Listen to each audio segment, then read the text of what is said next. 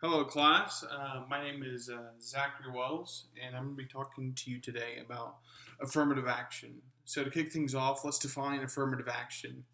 According to the book, affirmative action is a policy or a program that strives to redress past discrimination through the implementation of proactive measures to ensure equal opportunity. In other words, affirmative action is the intentional inclusion of previously excluded groups. Affirmative action efforts can take place in employment environments, education, or other arenas. I apologize for the poor reading. I usually don't like to read from the screen, but I think that the book provided a great definition of what affirmative action actually is. So, where does affirmative action come from? What's the origin of affirmative action? Well, on March 6, 1961, John F. Kennedy enacted Executive Order 10925. Within this proclamation, the government decided to take affirmative action to ensure that applicants are employed and employees are treated during employment without regard to their race, creed, color, or national origin. In September of 1965, Lyndon B. Johnson enacted Executive Order 11246, which actually prohibited employment and discrimination regarding an individual's race, creed, color, or national origin by those receiving government contracts or subcontracts. And this is kind of the first time we see affirmative action in practice within governmental policy. And finally, on October 13th, 1967, Lyndon B. Johnson enacted Executive Order 11375, which actually amended the original Order 11246, adding sex under the protection of the Executive Order 11246. So, what are some of the benefits of affirmative action? Well, most individuals who support initiatives like affirmative action state that diversity is worth any sort of discrimination. According to General Motors, they stated that only a well-educated, diverse workforce comprising of people who have learned to work productively and creatively with individuals from a multitude of races and ethnic, religious, and cultural backgrounds can maintain America's competitiveness in the increasingly diverse and interconnected world economy.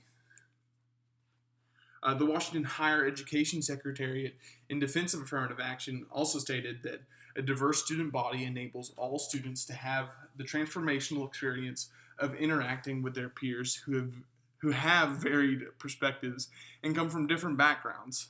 These experiences, which are highly valued by employers because of their importance in the workplace, also prepare students with the skills they need to live in an interconnected world and to be more engaged citizens. Our economic future, democracy, and global standing will suffer if the next generation is not ready to engage and work with people whose backgrounds, experiences, and perspectives are different from their own.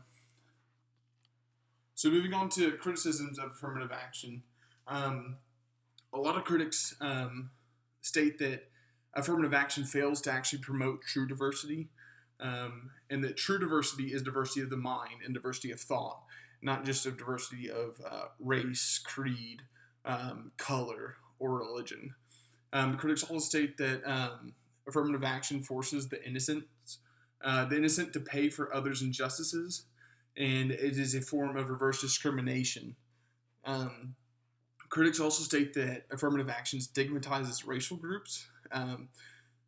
In the Supreme Court Justice Clarence Thomas's autobiography, he actually states that after graduating from Yale Law School, affirmative action was the sole reason for his difficulties in finding employment.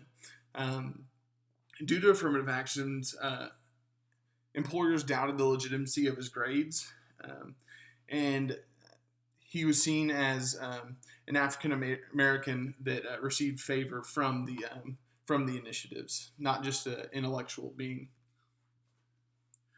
So, along with a lot of the criticisms that affirmative action has, there are several key court cases that arise from these initiatives. The first of which occurred in 1977 in the Regents of the University of California versus, I say Bake. I don't know how to pronounce his name actually, but I'm just gonna say Bake. So Alan Bake was a white male who applied to the University of California Medical School at Davis twice, and he was denied twice for admission. The university stated that they had reserved 16 places for qualified minorities in order to address longstanding minority exclusion, and Mr. Bake was one of those dropped in place of those qualified minorities. Bake's qualifications, we later found out that his GPA and test scores were higher than any minority students admitted within this rejection period over these 2 years. So with all the information in place, the question was asked, did the university's affirmative action policy violate the 14th Amendment's Equal Protection Clause?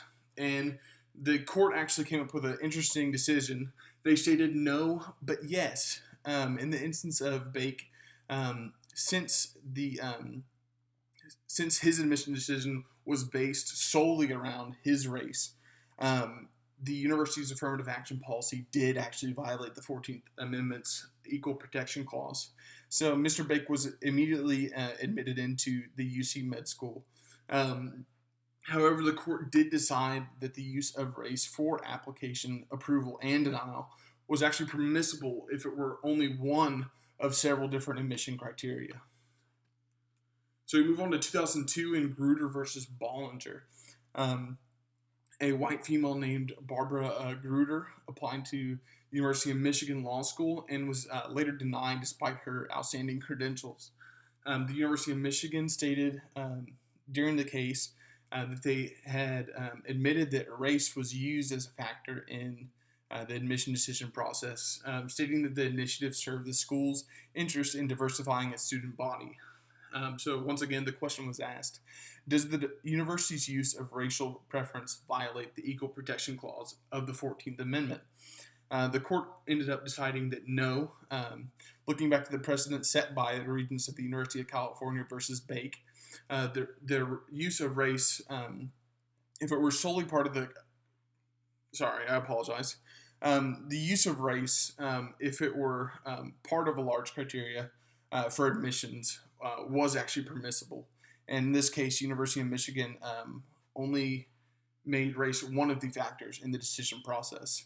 Therefore, the admission policy was deemed non-harmful to non-minorities. So moving on to 2012, possibly the most high-profile and most recent case that we've seen based around affirmative action occurred in Fisher versus the University of Texas. To give you some backstory, in 1997, Texas legislature actually enacted a law that required University of Texas to admit all high school seniors from Texas who ranked in the top 10% of their high school. And then as vacancies began to be seen, race would be used to help determine the remainder of the class. It wasn't the sole determinant, however, it was one of them. So in 2008, Abigail Fisher, a white female from Texas, applied to go to the University of Texas. However, she was later denied. She later filed suit claiming that the admission policy violated the Equal Protection Clause of the 14th Amendment. Once again, we see this. We've seen these in the past two cases. But the question kind of changed. In this, the question that was asked was that, does the Equal Protection Clause of the 14th Amendment permit the consideration of race in the university admission process? In a pretty heavily weighted decision, the court decided that yes, the Equal Protection Clause of the 14th Amendment does permit the consideration of race in the university admission process. However, it's only after strict scrutiny from lower courts does it become permissible. In this process, reviewers are to verify that policies in question are the only means to fulfilling governmental interests such as diversity. So why should we care about affirmative action? Well, we may live in the most diversified and connected generation in all of history. However, we must find the best way to promote this progress. Any form of negative discrimination or unfairness should not be permitted or promoted. I believe by informing ourselves on taboo topics such as affirmative actions, we better educate ourselves, and we really make better decisions after we inform ourselves. And by doing research on topics such as affirmative actions in admission processes and even in business, we help to promote a more enlightened society and a more thoughtful society. Negative discrimination is not fun. Regular discrimination, reverse discrimination, it shouldn't be promoted, and we need to really educate ourselves. So I'm just going to end it right here. I keep rambling on, but I appreciate you sticking with me to the end, and wherever you are, I hope you're having a good day, and I hope that this has helped you inform yourself on affirmative action. Thank you.